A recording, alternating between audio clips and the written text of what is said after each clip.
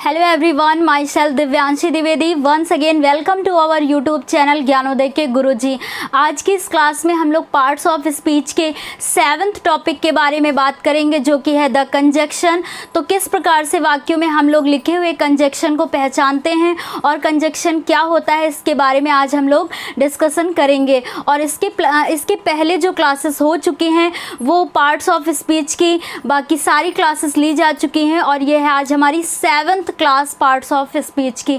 तो चलिए स्टार्ट करते हैं और देखते हैं कि कंजक्शन क्या होता है। तो सबसे पहले हम लोग बात करते हैं कि कंजक्शन क्या होता है और इसे हिंदी में क्या कहते हैं। तो कंजक्शन, जिसे हिंदी में कहते हैं समुच्चय बोधक अव्यय। तो इस प्रकार से सबसे पहले हम लोग कंजक्शन के अर्थ को समझेंगे। तो अर्थ को जानने के बाद हमारे लिए और भी आसान हो जाता है कंजक्शन को पहचानना। तो कंजक्शन की बात करें तो कंजक्शन का एक वर्ड, एक मतलब आप लोग याद कर लीजिए कि कंजक्शन का अर्थ क्या होता है, एक कनेक्टिंग वर्ड। तो सबसे पहले इसके मीनिंग की बात करते हैं। तो कंजक्शन का एक दूसरा नाम भी हम कह सकते हैं कि आप लोग याद कर लीजिए, कनेक्टिंग वर्ड। कनेक्टिंग वर्ड, तो इसका वर्ड बताया कनेक्टिंग वर्ड, जो जोड़ने का कार्य करता है। तो कंजक्शन का एक और नाम याद कर लीजिए आप लोग, कनेक्टिंग वर्ड, जो कि क्या करता है, जोड़ने का कार्य करता है। तो कैसे देखते हैं। तो a conjunction is a word used to join two words, clauses और सेंटेंसेस। तो इस प्रकार से हम कह सकते हैं कि a conjunction is a word used to join two words, clauses और सेंटेंसेस। जो कंजक्शन होता है, संयोजक, ये दो शब्दों को, और क्लॉजेस की बात करें तो दो उपवाक्यों को, उपवाक्य क्या होते हैं अभी हम लोग बात करते हैं, और सेंटेंसेस को क्या करता है, जोड़ने का कार्य करता है। तो जो ये संयोजक, ये कंजक्शन होता है, ये क्या करता है, दो शब्दों को, दो उपवाक्यों को और दो वाक्यों को क्या करता है, आपस में जोड़ने का कार्य करता है। इसीलिए तो इसका दूसरा नाम क्या होता है, कनेक्टिंग वर्ड। तो इस वर्ड से आप लोग याद रख सकते हैं कि कंजक्शन का क्या कार्य होता है। तो इसका कार्य होता है, फिर से हम रिपीट करना चाहेंगे, क्या होता है, दो शब्दों को, दो उपवाक्यों को और दो वाक्यों को आपस में जोड़ने का कार्य करता है। ठीक है, तो इस प्रकार से यही इसकी परिभाषा भी हम कह सकते हैं हिंदी में कि कंजक्शन दो शब्द, दो वाक्य और दो उपवाक्यों को क्या करता है, जोड़ने का कार्य करता है। तो इस प्रकार से ये इसके इंग्लिश में ये डिफिनीशन हुई, a conjunction is a word used to join two words, clauses और सेंटेंसेस। तो अब हम कुछ एग्जाम्पल्स को देखते हैं, तो उसमें ये देखेंगे कि किस प्रकार से कंजक्शन का यूज़ हुआ है। तो देखिए, सबसे पहले एग्जाम्पल, पहला एग्जाम्पल है, हरी एंड गोपाल केम हेयर। तो देखिए, हरी ये भी किसी का नाम है, एक वर्ड हुआ यहाँ पे हम कह सकते हैं, और गोपाल, ठीक है, इसके बीच में क्या लगा हुआ है, हरी और गोपाल को जोड़ने का कार्य, मीन्स इन दोनों के नाम को बीच में कौन कनेक्ट कर रहा है, एंड। तो हरी और गोपाल, ठीक है, केम हेयर, यहाँ आए। तो हरी और, ये जो और एंड आया है वर्ड, यही हमारा क्या कहलाता है, कंजक्शन कहलाता है। ठीक है, तो Hari and Gopal came here, Hari and Gopal यहाँ आए। तो इस एग्जाम्पल में, इस सेंटेंस में कंजक्शन क्या है, एंड क्या कहलाएगा, ये कंजक्शन कहलाएगा। ये क्या कहलाएगा, कंजक्शन कहलाएगा। तो इस सेंटेंस में एंड है हमारा कंजक्शन। तो देखिए कितना इजी है इसको पहचानना भी, कि किस प्रकार से हम लोग वाक्यों में इनको देख सकते हैं। ठीक है, तो अगले एग्जाम्पल की बात करें तो देखिए, मोहन इज़ पुअर। तो देखिए, मोहन क्या है, पुअर, गरीब है। ठीक है, मोहन गरीब है, बट, लेकिन ये आगे क्या लिखा हुआ है, ऑनेस्ट, लेकिन क्या है, ईमानदार भी है। ठीक है, तो वह गरीब भी है और क्या है, ईमानदार। तो ये जो यहाँ पे बीच में लगा हुआ है बट, ये क्या कार्य कर रहा है, ये देखिए आपस में कनेक्ट कर रहा है कि मोहन गरीब है और क्या है, ईमानदार। तो देखिए यहाँ पे बट क्या है, ये भी क्या हुआ हमारा, कंजक्शन, ठीक है, कंजक्शन। तो दूसरे एग्जाम्पल में कंजक्शन क्या है, बट। तो इस प्रकार से थर्ड एग्जाम्पल हम लोग देखते हैं, I called him but he did not answer. अब आप लोग खुद से ही पहचान गए होंगे इस एग्जाम्पल में कंजक्शन क्या है। तो देखिए I called him but he did not answer. I call him, मैंने उसे बुलाया, बट लेकिन ही डिड नॉट आंसर, लेकिन उसने क्या, जवाब नहीं दिया। तो देखिए यहाँ पे एक उपवाक्य की बात करते हैं, क्लॉज हो गया। तो आई कॉल्ड हिम एक हो गया, उसके बाद ही डिड नॉट आंसर, उसने जवाब नहीं दिया। तो देखिए इनको जोड़ने का कार्य कौन कर रहा है, बट।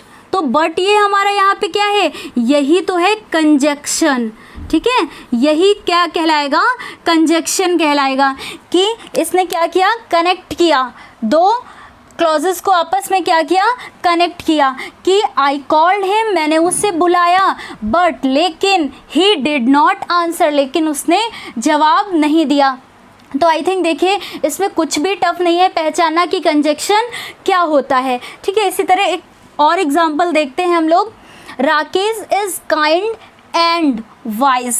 तो राकेश दयालु है और उसके साथ साथ भी क्या है, वाइस है, मीन्स बुद्धिमान है, ठीक है। तो देखिए यहाँ पे राकेश इज़ काइंड, तो ये काइंड और ये क्या है यहाँ पे, वाइस। इसके इन दोनों को बीच में कनेक्ट कौन कर रहा है, दो वर्ड्स को, कि राकेश दयालु भी है और क्या है, बुद्धिमान। तो इसको कनेक्ट कौन कर रहा है, एंड। तो एंड यहाँ पे क्या कहलाएगा, यही क्या कहलाएगा, कंजक्शन कहलाएगा।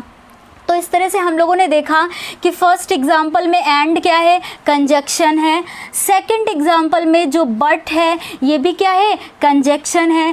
थर्ड एग्जाम्पल में बट, कंजक्शन और इसमें भी एंड। इस तरह अभी हम लोग आगे कई सारी कंजक्शन को देखेंगे और इनका ये भी यूज़ देखेंगे कि किस प्रकार से सेंटेंस में इनका यूज़ किया गया है। तो चलिए हम लोग देखते हैं। तो आई थिंक ये क्लियर हुआ होगा कि कंजक्शन क्या होता है। तो इतना याद रखिए बस कि कंजक्शन जो दो वर्ड्स को, दो क्लॉजेस को और दो सेंटेंसेस को आपस में कनेक्ट करने का कार्य करता है। कनेक्ट मीन्स जोड़ने का कार्य करता है, ठीक है। अब क्लॉजेस क्या होता है, वर्ड्स तो आप लोग जानते हैं, दो शब्द, ठीक है। क्लॉजेस की बात करें तो जो दो क्लॉजेस मीन्स जो छोटे छोटे उपवाक्य, यानी जो वाक्य होता है हमारा उसके छोटा रूप कह सकते हैं, क्लॉजेस कहलाता है, ठीक, क्लॉज कहलाता है। उसके बाद देखिए तो कंजक्शन और इसके एग्जाम्पल को हम लोगों ने देखा। अब हम लोग बात करते हैं कि काइंड्स ऑफ कंजक्शन, कंजक्शन के कितने काइंड्स होते हैं। तो बहुत इजी है, याद रखिएगा कंजक्शन के कितने काइंड्स होते हैं, दो काइंड होते हैं सिर्फ।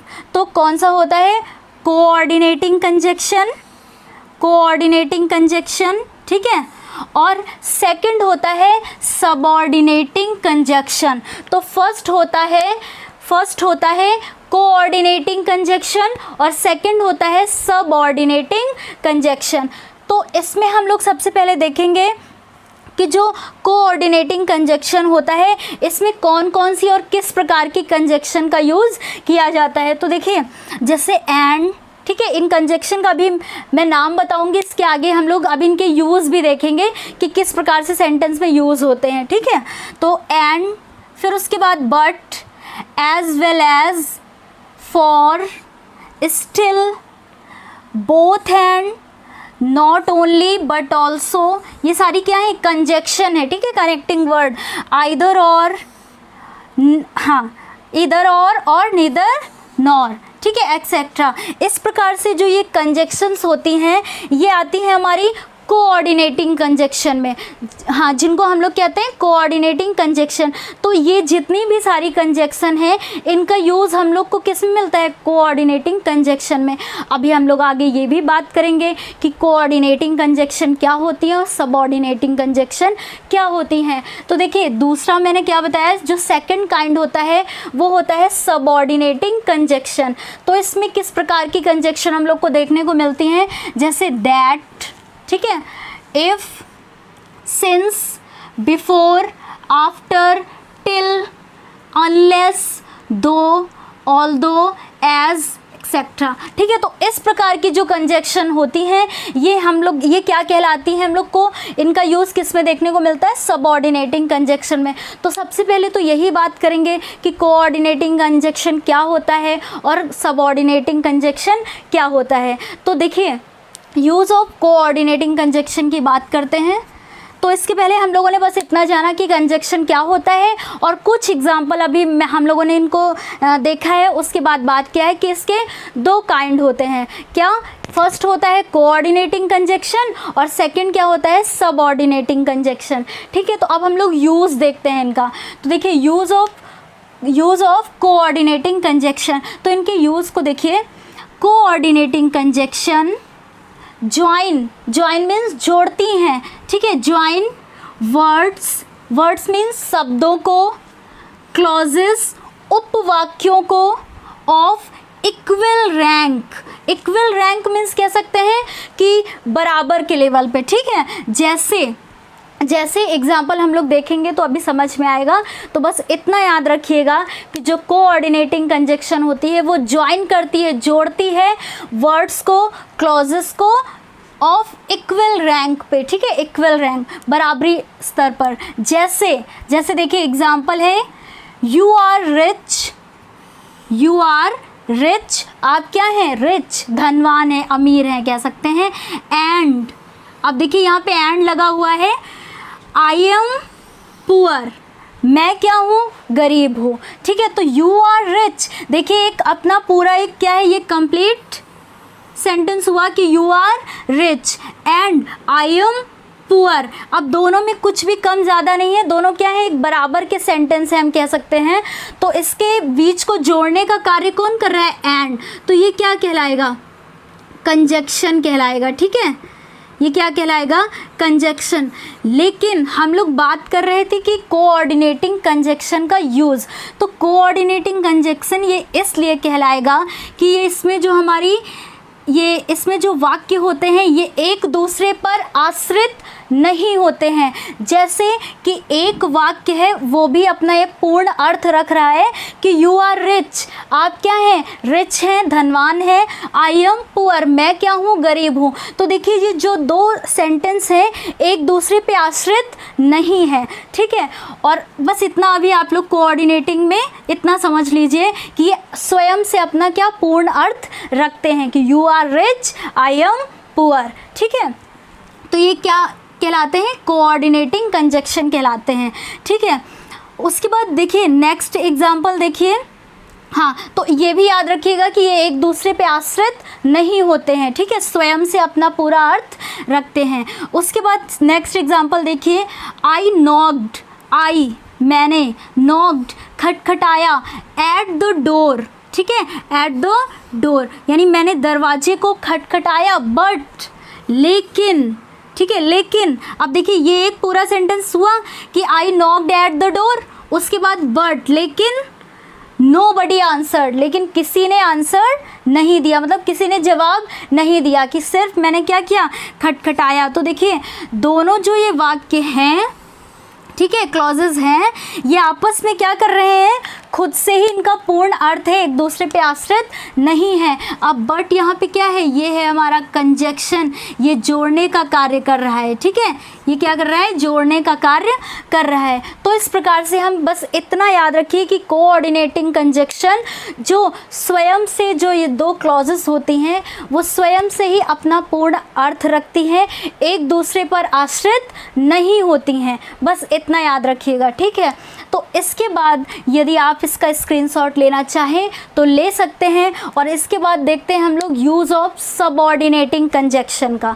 ठीक है, तो सबसे पहले तो लेकिन हम लोग बात करेंगे कि हम लोगों ने बात किया कि यूज़ ऑफ कोऑर्डिनेटिंग कंजक्शन, तो इसके पहले हम लोग काइंड्स को देखेंगे कि किस प्रकार से यूज़ होते हैं, फिर उसके बाद बात करेंगे सबऑर्डिनेटिंग कंजक्शन की। तो आप लोग स्क्रीनशॉट ले लीजिए।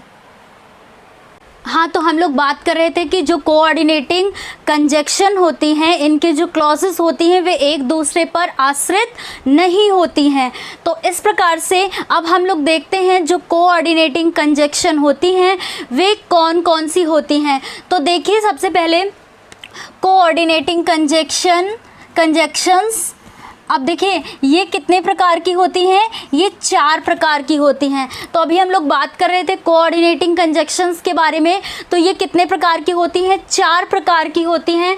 कौन कौन सी होती हैं, तो एक एक करके हम लोग इनको देखते हैं। तो फर्स्ट होती है क्यूमुलेटिंग कंजक्शंस। तो फर्स्ट क्या होती है, क्यूमुलेटिंग कंजक्शन। तो ये क्या होती हैं, जो कि 2 स्टेटमेंट जो होते हैं, क्लॉज होते हैं, कथन कह सकते हैं हिंदी में, जो 2 कथन होते हैं उनको ये क्या करती है, आपस में जोड़ने का कार्य करती है। मीन्स जोड़े बताने का कार्य करती है। जैसे एग्जाम्पल को देख करके हम लोग समझते हैं, तो इतना याद रखिएगा बस कि क्यूमुलेटिंग कंजक्शन जोड़े बताने का कार्य करती है। ये 2 कथन को क्या करती है, जोड़ने का कार्य करती है।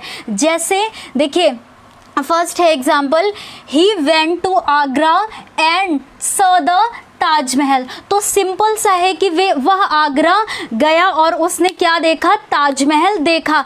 तो सिंपल सी बात है कि वह आगरा गया और उसने ताजमहल देखा। तो देखिए, he went to Agra and saw the Taj Mahal, और इसको कनेक्ट कौन कर रहा है, ये 2 कथन को कनेक्ट कौन कर रहा है, एंड। तो ये क्या कहलाएगा, क्यूमुलेटिंग कंजक्शन कहलाएगा। क्यों, क्योंकि ये देखिए 2 आपस में कथन को क्या कर रहा है, जोड़ने का कार्य कर रहा है। ठीक है, तो एंड यहाँ पे क्या है, कंजक्शन के रूप में यूज़ हुआ है, जो कि क्यूमुलेटिंग कंजक्शन कहलाएगा। ठीक है, तो इसमें देखिए जोड़े ही बताने का सिर्फ कार्य कर रहा है। तो दूसरा एग्जाम्पल हम लोग देखते हैं, ही एज वेल एज, ठीक है, हिज ब्रदर वेंट देयर। तो ही और एज वेल एज मीन्स होता है अतिरिक्त, यानी उसके साथ साथ कह सकते हैं। हिज ब्रदर वेंट देयर, यानी वह और उसके साथ साथ उसका भाई वेंट देयर, वहाँ चला गया। ठीक है, तो देखिए ये जो एज वेल एज है, ये भी क्या है, ये हमारी कंजक्शन के रूप में यूज़ हुआ है, कंजक्शन है। ठीक है, कंजक्शन कहलाएगा यहाँ पे। और यहाँ पे ये एंड क्या था, कंजक्शन। और हाँ, अभी मैंने जब इसके पहले लिखा था तो कोऑर्डिनेटिंग कंजक्शन कई सारी लिखी थी और सबऑर्डिनेटिंग कंजक्शन भी कई सारी लिखी थी। यदि आप लोग सच में समझना चाहते हैं तो उनको ज़रूर अपनी कॉपी पे नोट डाउन कर लीजिएगा। ठीक है, तो इसके बाद जैसे क्यूमुलेटिंग कंजक्शन में एंड का यूज़ किया, एज वेल एज। इसी प्रकार से देखिए, ही बॉट, उसने खरीदा, नॉट ओनली, न सिर्फ, a book but also a pen, उसने न सिर्फ एक पुस्तक ही खरीदी बल्कि उसके साथ साथ क्या खरीदा, पेन भी खरीदा। ठीक है, तो ये जो यहाँ पे not only but also, not only but also, ये क्या है, ये कंजक्शन है। ठीक है, ये कंजक्शन है। इसके पहले अभी मैंने कोऑर्डिनेटिंग कंजक्शन में इसको लिखा भी था कि ये सारी कंजक्शन कौन कौन सी होती हैं जो कि कोऑर्डिनेटिंग कंजक्शन में देखने को मिलती हैं। तो नॉट ओनली बट ऑल्सो, ठीक है, इस प्रकार से। तो ये भी एक कंजक्शन होती है, नॉट ओनली बट ऑल्सो। ठीक है, इस प्रकार से मैंने लिखा था, उसमें देखिएगा आप लोग, नॉट ओनली, फिर मैंने डॉट डॉट लगाया था, फिर उसके बाद बट ऑल्सो, ये इस प्रकार से ही लिखी जाती हैं। डॉट डॉट मीन्स होता है यहाँ पे हम कुछ, ये जो हमारी सेंटेंस होती है, देखिए जैसे अ बुक क्या यूज़ हुआ है यहाँ पे। ठीक है, तो ये हमारी कंजक्शन होती है, नॉट ओनली बट ऑल्सो, जो कि क्या कहलाती है, क्यूमुलेटिंग कंजक्शन। तो तो ये भी देखिए दो स्टेटमेंट को क्या जोड़ने का ही कार्य कर रही है कि he bought not only a book but also a pen, कि उसने ना सिर्फ एक पुस्तक खरीदी बल्कि उसके साथ साथ एक क्या खरीदा, पेन भी खरीदा। ठीक है, तो आई थिंक ये आप लोग को क्लियर हुआ होगा कि क्यूमुलेटिंग कंजक्शन क्या होता है। तो बस इतना याद रखिए कि क्यूमुलेटिंग कंजक्शन जोड़े बताने का कार्य करती है, जोड़ बताने का, जैसे दो कथन को क्या करती है, आपस में जोड़ती है। तो 3 एग्जाम्पल के रूप में हम लोगों ने देखा कि किस प्रकार से हम लोग इनको पहचानते हैं। तो फर्स्ट में हमारा था एंड जो कि क्यूमुलेटिंग कंजक्शन, एज वेल एज, और दूसरा हुआ नॉट ओनली बट ऑल्सो, ना सिर्फ उसके साथ साथ कह सकते हैं। ठीक है, और एज वेल एज के साथ साथ। ठीक है, इस प्रकार से यूज़ करते हैं। तो अब हम लोग सेकंड कंजक्शन उसकी कोऑर्डिनेटिंग कंजक्शन की बात करते हैं। सेकंड कोऑर्डिनेटिंग कंजक्शन क्या होता है, तो देखिए एडवर्सेटिव कंजक्शन। ठीक है, कंजक्शंस, तो एडवर्सेटिव कंजक्शन क्या होते हैं, विरोध बताने का कार्य करते हैं। मीन्स दो जो कथन होते हैं आपस में उनको क्या करते हैं, विरोध बताते हैं। विरोध मीन्स समझते हैं आप लोग कि एक दूसरे का जैसे विरोध, ठीक है, करते हैं कि जिस प्रकार से हम लोग पहले सबसे पहले एग्जाम्पल देखते हैं फिर समझ में आएगा कि बस इतना याद रखिएगा कि एडवर्सेटिव कंजक्शन विरोध बताने वाले होते हैं। ठीक है, विरोध। तो देखिए ही वर्कड हार्ड, उसने कठिन परिश्रम किया, येट ही फेल्ड, फिर भी वह क्या हुआ, फेल हो गया, फिर भी वह फेल हो गया। तो he worked hard yet he failed, उसने कठिन परिश्रम किया फिर भी वह क्या, ही फेल्ड, फिर भी वह फेल हो गया। तो देखिए ये आपस में क्या कर रहे हैं, विरोध बताने का कार्य कर रहे हैं। ठीक है, तो ये उनके एक दूसरे के क्या हैं, विपरीत हैं। तो he worked hard he yet he failed, means उसने कठिन परिश्रम किया फिर भी वो क्या हो गया, फेल हो गया, अनुत्तीर्ण हो गया, जिसको हिंदी में कहते हैं। तो देखिए ये क्या कर रहे हैं, आपस में विरोध कर रहे हैं कि उसने कठिन परिश्रम भी किया फिर भी वो क्या हो गया, फेल हो गया। तो जो यहाँ पे येट का यूज़ हुआ है ये है हमारी कंजक्शन, लेकिन ये कौन सा कार्य करती है, विरोध बताने का कार्य करती है। ठीक है, तो कैसे वो आप लोगों ने इसको देखा एग्जाम्पल में। दूसरे एग्जाम्पल की बात करते हैं तो देखिए यहाँ पे यूज़ हुआ है ही इज़ पुअर, वह गरीब है, बट लेकिन ही इज़ हैप्पी। ठीक है, वह गरीब है लेकिन फिर भी वह क्या है, खुश है। तो इस प्रकार से देखिए ये भी एक यहाँ पे विपरीत से यूज़ हुआ है, विपरीत शब्द यूज़ हुआ है कि विपरीत कथन कह सकते हैं कि वह गरीब है फिर भी वह क्या है, खुश है। तो यहाँ पे जो येट का यूज़ हुआ है, बट का यूज़ हुआ या स्टिल भी यूज़ होता है, तो इनको हम क्या कहते हैं कि ये हमारे एडवर्सेटिव कंजक्शंस कहलाती हैं, जो कि विपरीत कथन को व्यक्त करती हैं, मीन्स विरोध को दर्शाती हैं। तो इस प्रकार से हम लोगों ने देखा कि कोऑर्डिनेटिंग कंजक्शन फर्स्ट तो होती है क्यूमुलेटिंग कंजक्शंस, जिसमें जोड़े बताने का कार्य करते हैं, जैसे एंड हो गया, as well as, not only but also, इस प्रकार से। और दूसरे येट, बट, स्टिल, इन सभी की बात करें तो ये विरोध बताने का कार्य करते हैं। ठीक है, तो ये दोनों हमारे क्लियर हुए। अब हम लोग थर्ड को देखते हैं। थर्ड है हमारा अल्टरनेटिव कंजक्शंस। अब देखिए अल्टरनेटिव कंजक्शंस की बात करें तो ये क्या होते हैं, इनमें जो दो स्टेटमेंट होते हैं उनमें विकल्प चुनने का कार्य होता है, यानी एक नहीं तो दूसरा सही। ठीक है, इस प्रकार से। तो जैसे देखिए विकल्प चुनने की बात करें तो देखिए एग्जाम्पल में हम लोग देखते हैं सबसे पहले। तो देखिए neither Ram nor Shyam came here. तो इसकी हिंदी हुई कि ना ही राम और ना ही श्याम, मीन्स ना कह सकते हैं कि neither Ram nor Shyam came here, ना ही राम यहाँ आया और ना ही श्याम। ठीक है, इस प्रकार से। तो ये जो नीदर नॉर है ये है क्या है, हमारी कंजक्शन। जैसे अभी हम लोगों ने बात की कि नॉट ओनली बट ऑल्सो कैसे लिखा जाएगा, इसी प्रकार से ये नीदर जो है, ये देखिए ऐसे नीदर, फिर मेरा ऐसे यूज़ होता है, डॉट लगता है, फिर नॉर, इसी प्रकार से एक और होती है जिसमें ईदर और लिखा होता है, ठीक है। नीदर के साथ नॉर और ईदर के साथ और का यूज़ करते हैं। तो नीदर नॉर ये हमारी क्या है, ये कंजक्शन है। तो देखिए विकल्प दिखा रहे हैं कि ना राम आया और ना ही श्याम यहाँ आया, ठीक है। तो इस प्रकार से अल्टरनेटिव कंजक्शन कहलाती हैं, ठीक है। तो नीदर नॉर ईदर और ये सभी। और दूसरे एग्जाम्पल की बात करें, देखिए work hard otherwise you will fail, कठिन परिश्रम कीजिए अदरवाइज नहीं तो यू विल फेल, आप क्या हो जाएंगे, फेल हो जाएंगे। तो इस प्रकार से देखिए, हाँ, तो work hard otherwise you will fail. तो यहाँ पे जो ये अदरवाइज यूज हुआ है ये भी क्या है, कंजक्शन, जो कि विकल्प की बात बता रहा है कि यदि आप हार्ड वर्क करेंगे तो आप फेल नहीं होंगे, ठीक है। तो work hard otherwise you will fail. तो जो एग्जाम्पल में मतलब इस एग्जाम्पल की बात करें तो ये तो कह रहा है कि वर्क हार्ड, कठिन परिश्रम कीजिए अदरवाइज नहीं तो यू विल फेल, आप फेल हो जाएंगे।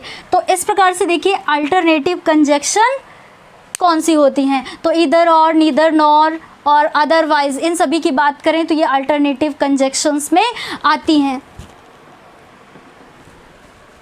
अब हम लोग बात करते हैं फोर्थ काइंड की, जो कि हमारी कोऑर्डिनेटिंग कंजक्शन का फोर्थ काइंड कहलाएगा इलेटिव कंजक्शंस। तो अभी इसके पहले हम लोगों ने देखा कि क्यूमुलेटिंग कंजक्शंस कौन कौन सी होती हैं और किस प्रकार से क्या कार्य होता है, उनका जोड़ बताने का कार्य होता है, यानी दो कथन को आपस में जोड़ने का कार्य करते हैं। फिर से इसलिए रिपीट कर रहे हैं। एडवर्सेटिव कंजक्शन विरोध बताने का कार्य करती हैं और उसके बाद अल्टरनेटिव कंजक्शन विकल्प चुनने वाले होते हैं, ठीक है। और इसके बाद अब हम लोग बात करते हैं फोर्थ काइंड की, जो कि होता है इलेटिव कंजक्शंस, ठीक है। तो इसमें क्या होता है, इलेटिव कंजक्शंस में ये परिणाम बताने वाले होते हैं। मीन्स जो दो कथन होते हैं वो एक कथन दूसरे का क्या करता है, परिणाम बताता है। जैसे देखिए ही वॉज लेट, वह लेट हो गया, ठीक है। देयरफॉर, इसीलिए, ठीक है, इसीलिए ही वॉज पनिश्ड, वह देर से आया कह सकते हैं।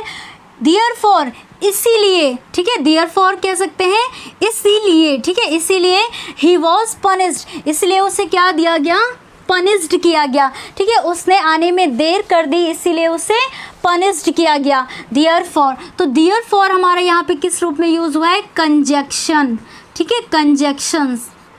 ये क्या कहलाएगा, देयरफॉर कंजक्शन कहलाएगा, जो कि इलेटिव कंजक्शन होता है, ठीक है। इस प्रकार से दूसरा देखिए, तो परिणाम बता रहा है कि उसे पनिश्ड क्यों किया गया, क्योंकि वह देरी से आया था, ठीक है। तो इसमें परिणाम बताया जा रहा, मीन्स उसका रिजल्ट बताया जा रहा।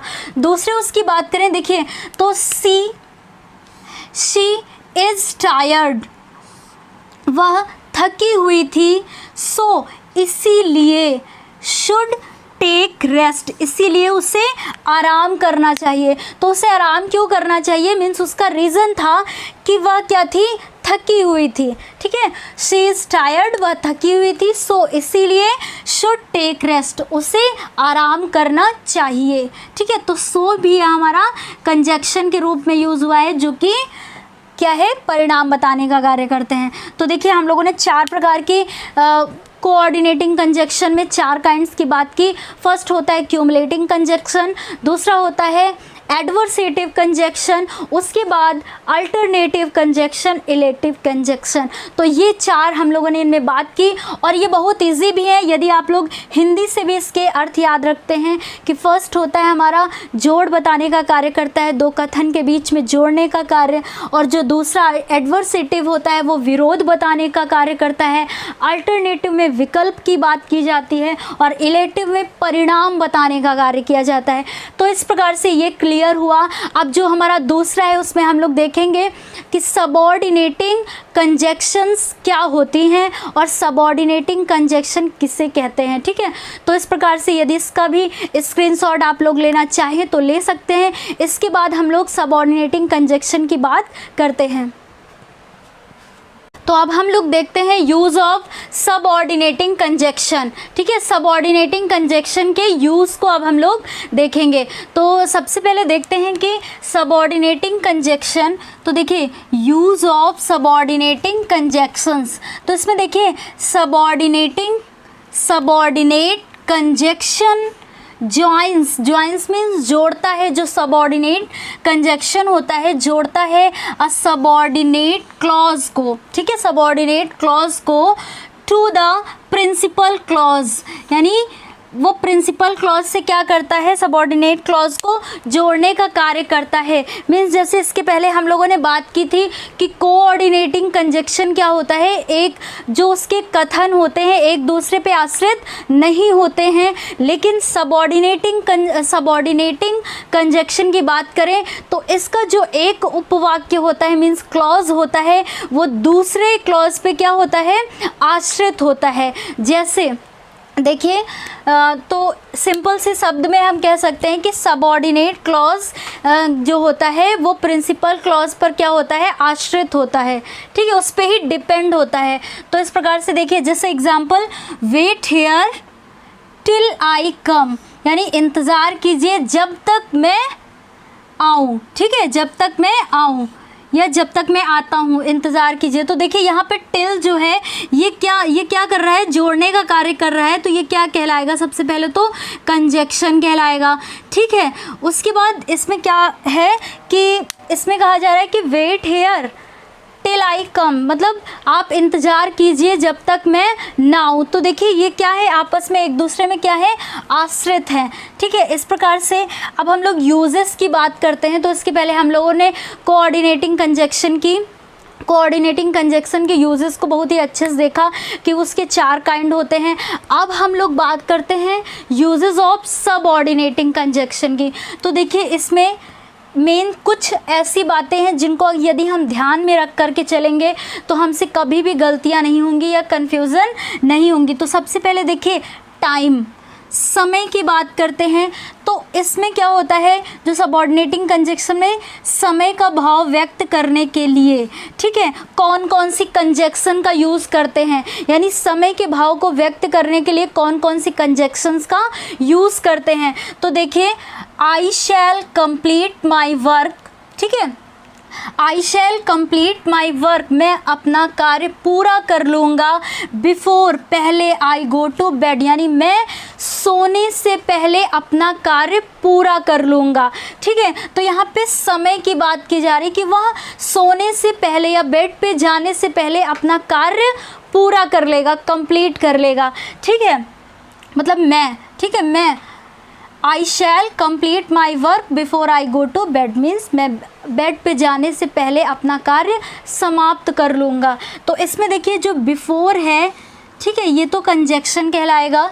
तो इस प्रकार से कुछ ऐसी कंजक्शन होती हैं जो टाइम को व्यक्त करती हैं, समय को, जो सबऑर्डिनेटिंग कंजक्शन कहलाती हैं। जैसे बिफोर, ठीक है, जो कि यहाँ पे यूज़ करके देखिए हम लोग यहाँ पे सेंटेंस को दिखा चुके हैं। आफ्टर, ठीक है, when, while, until, now, as soon as, till, यानी ये होती हैं before, after, when, while, until, now, as soon as, till, ये सभी जो कंजक्शंस होती हैं ये समय को व्यक्त करती हैं। किसको, समय को व्यक्त करती हैं ये सारी conjunction, before, after, when, while, until, now, as soon as, till, etcetera, ये क्या करती हैं, समय को व्यक्त करती हैं। अब देखिए तो इनको यदि आप लोग याद रखेंगे तो अच्छी बात है। उसके बाद उसकी बात करते हैं कंजक्शन की कौन कौन से होते हैं जो कारण को दर्शाते हैं। एक तो हम लोगों ने देखा कि जो टाइम को बताते हैं, जो कि ये इस प्रकार से हैं। यदि आप लोग इनको नोट करना चाहें तो एक कॉपी बना करके उनमें नोट भी कर सकते हैं।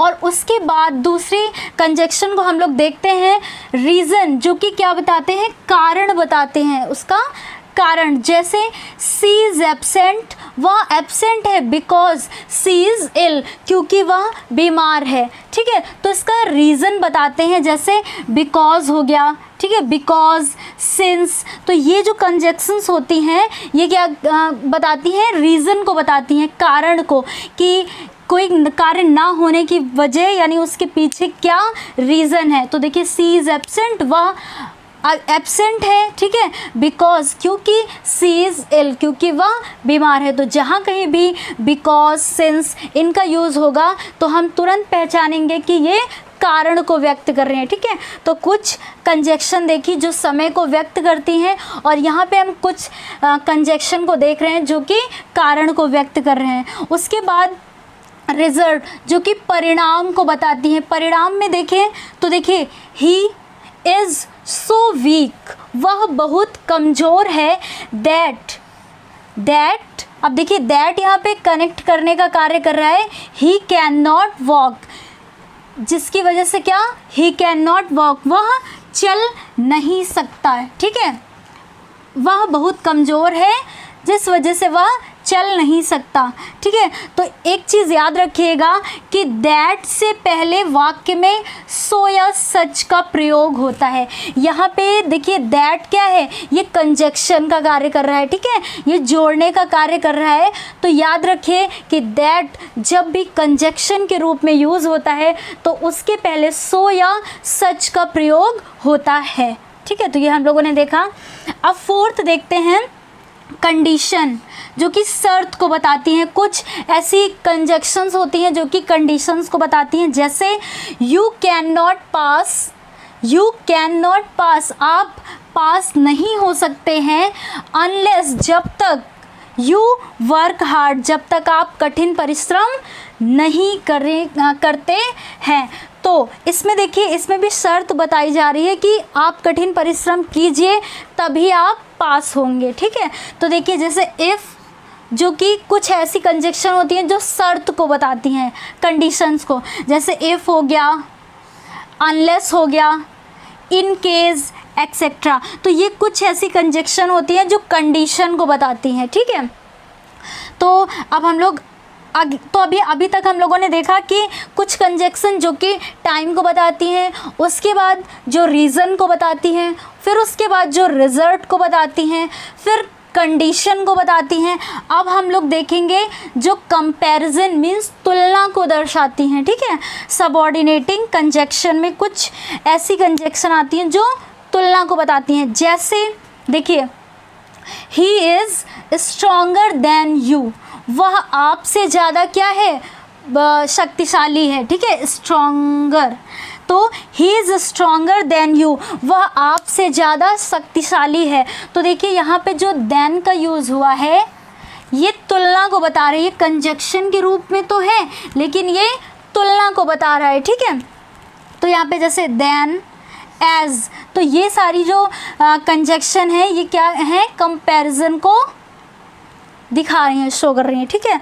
तो इस प्रकार से हम लोगों ने देखा कि जो सबऑर्डिनेटिंग कंजक्शन है वो किस प्रकार से हैं। तो फर्स्ट हो गया था हमारा फर्स्ट हो गया टाइम, और उसके बाद सेकंड की बात करें तो सेकंड में रीज़न, फिर रिजल्ट, फिर क्या बोलते हैं कंडीशन, और फिर उसके बाद कंपैरिजन। तो इस प्रकार से हम लोगों ने इन कंजक्शन को देखा। अब इसके बाद यदि जो बच्चे चाहते हैं कि इसके बाद एक्सरसाइज को कराया जाए, कंजक्शन से रिलेटेड एक्सरसाइज करवाई जाए, तो प्लीज़ आप कमेंट बॉक्स में ज़रूर बताइए। और हाँ, ये हमारा पार्ट्स ऑफ स्पीच की ये हमारी 7th क्लास थी जिसको हम लोगों ने आज कंप्लीट कर लिया है कंजक्शन। अब इसके बाद मात्र एक क्लास और बची हुई है पार्ट्स ऑफ स्पीच से रिलेटेड जो कि है इंटरजेक्शन, तो उसकी भी क्लास कंप्लीट करा दी जाएगी। और हाँ, जैसे कि आप लोग यदि कंजक्शन से रिलेटेड एक्सरसाइज करना चाहते हैं तो प्लीज़ कमेंट बॉक्स में लिख करके मुझे बताइएगा, तो स्पेशली एक अलग से क्लास इससे रिलेटेड एक्सरसाइज की लाई जाएगी। और यदि फिर भी आप लोग को कोई भी परेशानी, प्रॉब्लम या दिक्कत हो तो प्लीज़ आप कमेंट बॉक्स में करके बताइएगा।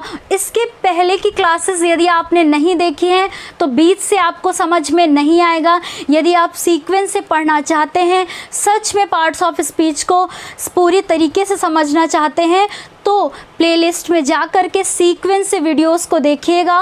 उसके बाद यदि कोई भी कन्फ्यूज़न होती है तो प्लीज़ हमसे पूछने की कोशिश करिएगा। उसके बाद लास्ट में यदि आपको ये क्लास पसंद आई हो तो please like share and subscribe करना ना भूलें। Thank you.